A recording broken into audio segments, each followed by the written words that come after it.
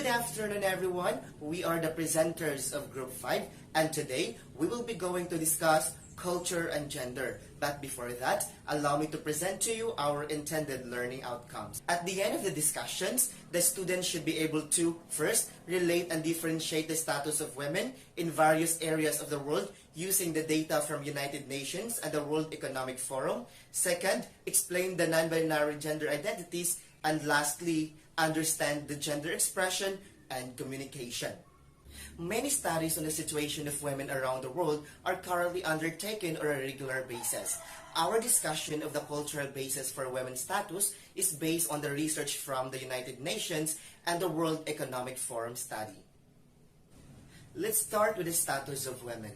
In 1990, the Human Development Index, or HDI, used as a measure of life expectancy at birth, educational attainment, and lastly, a just per capita income. The table 9.1 shows the 20 countries with the highest scores on the most recent HDI. When a country has a high HDI, it simply indicates that its citizens live longer, have a better education, and have a higher per capita income. As a result, the country is considered developed. The United Nations Development Program used two measures in its 1995 report to focus even more on women's situation. The first measure is the Gender-Related Development Index, or GDI, to reflect gender imbalances in basic health, education, and income. The second measure is the Gender Empowerment Measure, or GEM, to evaluate a country's progress in the political and economic advancement of women. The Gender Inequality Index is a composite measure of three dimensions. The first dimension is reproductive health. It includes maternal mortality ratio and adolescent fertility rate. Second dimension is empowerment, meaning sharing of parliamentary seats held by each sex and secondary and higher educational attainment level. And the last dimension is labor. It's all about the participation in the workforce. The table 9.2 shows the countries with the lowest gender inequality, and the table 9.3 shows countries with the highest gender inequality. Those countries with the least gender inequality, meaning women and men are treated equally and have a similar chances, while those countries with the biggest gender inequality face discrimination and treatment, and women and men do not have equal opportunities. At this point, let us turn our attention to the World Economic Forum study, in which I'll be going to discuss the health and survival, educational attainment, political empowerment, and economic participation and opportunity. Let's start discussing about health and survival. The World Economic Forum's report on health looked at the sex ratio at birth as a way to measure infanticide. Infanticide, if we can call it that, is the intentional killing of very young children. It can be found in both traditional and modern cultures all throughout the world. A lower than the expected life expectancy refers to years lost to disease, malnutrition, violence, and other factors. Neglect, rape, incest, domestic violence, political torture, refugee maltreatment, and the devastation of war are all common occurrences for women. Sex trafficking is most common in the poorest and most unstable countries when women and girls are treated as second-class citizens. And now, let's proceed to educational attainment. The World Economic Forum study looked at literacy rate and access to primary, secondary, and tertiary education.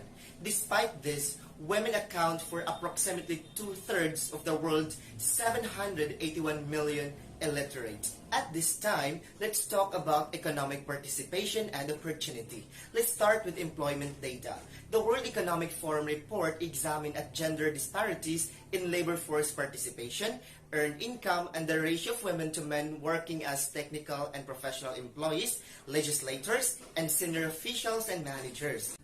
Regarding to the management, global board representation is approximately 14%. Women make up 46% and 42% of management in the United States and Canada. However, women in management tend to be focused in activities like as labor relations and personnel. In terms of wages inequality, women's and men's Average global earned incomes are predicted to $10,778 and $19,870 respectively. The Equal Pay Act of 1963 is a federal labor that amends the Fair Labor Standards Act to eliminate wage disparities based on gender. It was signed into law on June 10, 1963 by John F. Kennedy as part of his New Frontier program. At this moment, let's proceed to my last discussion, which is the political participation. In ancient Roman era, women were not considered citizens. By the 1860s, middle-class women in Great Britain were organizing for voting rights. John Stuart Mill, who had recently been elected to the British Parliament, presented a women's petition for suffrage in 1866. In 1969, Mill published on the subjection of women, in which he argued the feminist case in terms of liberal individualism. The figure 9.2 year in selected countries that women first won the right vote. In 1893, New Zealand became first country in the world to grant women the vote. Only in the 20th century did women gain the right to vote and to be elected to political office in almost all countries that have representative government. My discussions are finished. Please accept my heartfelt thanks for listening. And now, I will turn the floor over to the next presenter. This time, let me discuss the next topic, which is comparison of individual countries and areas. To begin with, the Nordic countries. The term Nordic countries exclusively refers to Finland, Norway, Sweden, Denmark, and Iceland. Iceland has closed more than 87% of its total gender gap, the greatest in the world, according to the World Economic Forum. In Hofstede's masculinity versus femininity scale, the Nordic countries rank high in femininity and low in gender inequality. In connection to this, there has been a strong link between women's social movements and other types of political participation. Gro Harlem Brundtland, the leader of Norway's Labour Party, was the country's first prime minister in 1981. Finland also made history in 2003 by being the first country in Europe to have a female prime minister and president at the same time. In Mexico, it has a story of male chauvinism. In 2006, around 30 million Mexican women were victims of some form of violence, with more than 80% of women murdered in their own homes. Mexico is ranked 6th in terms of masculinity by Hofstede. Women and men both have a 13-year school life expectancy, and 94% and 96% literacy rates respectively. Life expectancy is 79 years for women and 73 for men. Some 80% of men participate in labor market compared to 45% of women. In government, women make up 42% of the lower house and 34% of the upper house of the national legislature. Women from various political parties are collaborating to advance women's issues such as laws punishing violence within the family and sexual harassment. In China, it ranks in long-term orientation, high power distance, and masculinity on Hofstede's dimensions. It also ranked 40th in terms of gender inequality. The family comes first in their Confucian cultural tradition, and boys are valued more than girls. Girls were subjected to foot binding before the communist revolution, and peasant girls were at risk of being kidnapped and sold into marriage. Respect for age and pride in sons exist in the family. In Confucian societies, the worst sin a son or daughter may commit against his or her parents is not bearing a child. The one-child policy was implemented in 1979. The goal of the program was to eliminate all births above or equal to 3 per family and to encourage most families, particularly in urban areas, to have no more than one child. And the one-child campaign was successful but had unplanned consequences. Too few young people, too few young women, pampered only children, and concerns for care for the elderly. Now let's turn our attention to Japan, which Japan ranked first in masculinity according to Hofstede. Women could own and manage their own property in the 12th century, but in Meiji Civil Code of 1898 deprived women of their legal rights and left them dependent on their husbands. The 1947 post-war constitution stipulated legal equality and prohibited discrimination based on gender. Women and men in Japan have similar school life expectancies and literacy rates, but women have a slightly longer life expectancy. Women's roles within the home include controlling the household income and life and family life. The wife is in charge of the household finances and makes all of the family's financial decisions. However, some continue to want the woman inside the house all the time to serve her husband's needs day and night. A 1986 Equal Employment Opportunity Law prevents discrimination against women in hiring because some companies are using two-track hiring system, which puts most women on career tracks to lower paying positions. In South Korea, they have a strong Confucian tradition. Women had a duty to her husband and her husband's family to provide a male heir. A Korean wife who did not produce a healthy son under Korean customs would be driven from home and deprived their status as a wife. South Korea's family law, the eldest son is held in highest esteem to continue the lineage of an unbroken line of male link, perpetuate the family name, inherit the family property, and presides over ancestral rights. Most of the Confucian-based discrimination against women in the nation laws has been eliminated in recent years. However, in some ways, Korea remains a patriarchal society, which is a social system which men dominate over others.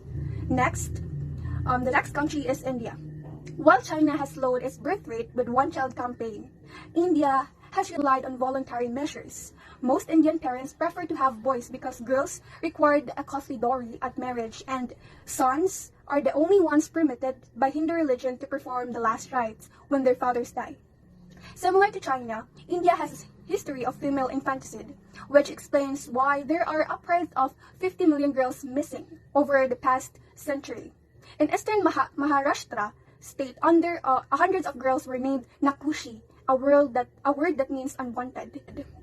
Nonetheless, a few Indian women have obtained some of highest positions in politics, such as former Prime Minister Indira Gandhi. And India is one of the countries with quotas for parliamentary seats held by women. Now, in sub-Saharan African societies, they are largely patriarchal societies. In South Sudan, young girls remain a commodity to marriage. Some families trade their daughters for cows. In Democratic Republic of Congo, over 1,000 women are raped every day. The United Nations Special Representative on Social Violence in Conflict called the Democratic Republic of Congo the rape capital of the world. Now for the last country, Arab states. In Quran, which was revealed to the Prophet Muhammad, revolutionized life for women. All are equal in God's eyes. Woman and man, slave and master, subject and rules. Islam gave women rights in marriage, divorce, property ownership, and business, and inheritance. Legally, a Muslim can have 4 wives at once. He can have 4 wives at once if he can give them equal material goods and equal time, but women can only marry one man. In Saudi Arabia, there are enforced strict codes of behaviors for women. These are some examples. Women may not vote except for Chamber of Commerce election in 2 cities. No women can sit on the kingdom's cabinet. Women are not allowed to register in hotels or leave the country without a male relatives or husband's written permission. Women, including foreigners, were not permitted to drive cars, and the list goes on. To summarize, the majority of the countries mentioned support masculinity. There are a lot of advantages in different aspects of life if you are a man. Only the Nordic countries are for femininity, which they close the gender gap, especially the Iceland, which is the highest in ranking. However, regardless of the patriarchy, all of these countries are attempting to focus attention on women's empowerment, anti-discrimination, and gender equality. Thank you, Jocelyn, for sharing with us the comparison of individual countries and areas. Now, to continue the discussion, I am now going to present to you my topic, which is all about marriage. Culture regulates how many spouse a person can have, which partner has more authority and dominance in the union, and from what group a person can choose. Take, for example, a Muslim's culture, wherein men can have up to 4 wives. This is called polygamy. However, this permission is restricted by the Qurans, saying that justice must be done, and if a man fears injustices, then he must content with only 1 wife. There is also a polyandry marriage, where women can have 2 or more husbands at the same time. There are 2 types of polyandry. First one, fraternal polyandry. One man can marry to a woman, but the woman is considered to be the wife of all the brothers of the husband. The second one is non-fraternal polyandry. One woman can marry with many men, but that is not necessary that these husbands would be brothers. This practice is common in Nigeria, India, Kenya, China, and South America. Now let's proceed to family units. These are the examples of family units. First one, nuclear family.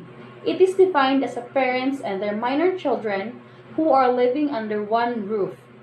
The second one, single parent family. This consists of one parent raising one or more children alone. Third one, extended family. Consists of two or more adults who are related either by blood or marriage living in the same home. This includes many relatives living together. This practice is common in the Philippines. The fourth one is childless family. This consists of two partners living together without a child. The fifth one is step family. Some of the marriages end in a divorce, and many of these individuals choose to get remarried. This creates the step or blended family, which involves two separate families merging into a new unit. The last one is grandparents family. This consists of grandparents raising their grandchildren for a variety of reasons. This could be due to parents' death, addiction, abandonment, or being unfit parents. Todd added the criteria of marriage partner choice. First one is endogamy. This refers to a practice of marrying within a defined group. Example of this is the noble families of Europe became Siberian breed. The intention of intermarriage was to strengthen political alliances with the royal family of other nations. Exogamy refers to the practice of marrying outside a defined group. This practice is considered in the reason that procreating with individuals who are more closely related means children will be more likely to suffer from genetic defects caused by inbreeding. Some conditions that are more likely where inbreeding takes place. An example of this is cystic fibrosis, when a couple of European origin have children. Another is sickle cell anemia, when a couple of African origin have children. Therefore, the drive to reproduce with individuals genetically different from oneself may derive from an innate drive to seek the healthiest combination of DNA possible for one's offspring by outbreeding. Todd focused on whether marriage between first cousins was accepted. He developed a family types using these criteria. First one, exogamous community family. Second one, authoritarian family. Third one, egalitarian nuclear family. Fourth one, absolute nuclear family. Fifth one, endogamous community family. Sixth one, asymmetrical community family. Now, let's proceed to non-binary gender. Worldwide recognition of third gender is growing following the Yogyakarta principles, particularly in South Asia. Yogyakarta principle is a human rights resulting to the sexual orientation and identity. Third gender is a term that has historically been used in academia and by the media to describe diverse group of people who fall outside of the gender binary of male or female. Someone who is transgender, for example, may subjectively fall under the umbrella term third gender, but still be within the gender binary as a trans woman or trans man or man. India has become the first country in the world to grant third gender rights to people who identify as man, woman, or transgender. Now let's proceed to gender expression. Your gender expression includes how you behave, dress, act, and even speak in relation to your gender. For example, when someone talks about dressing in feminine, masculinity, they're ultimately talking about gender expression. LGBT pride flag is one of the examples of gender expression wherein they use a rainbow flag as a symbol of gay pride in San Francisco and eventually became common at LGBT rights events worldwide. To synthesize our discussions, gender is one important form of identity. Today, we recognize biological identity, and gender expression. The United Nations has developed a measure to assess the status of women in the world countries. The report shows that Nordic countries have the least gender inequality. Gender identity has been thought of as feminine or masculine dichotomy. Worldwide recognition of third gender is growing following the Yogyakarta principle, particularly in South Asia.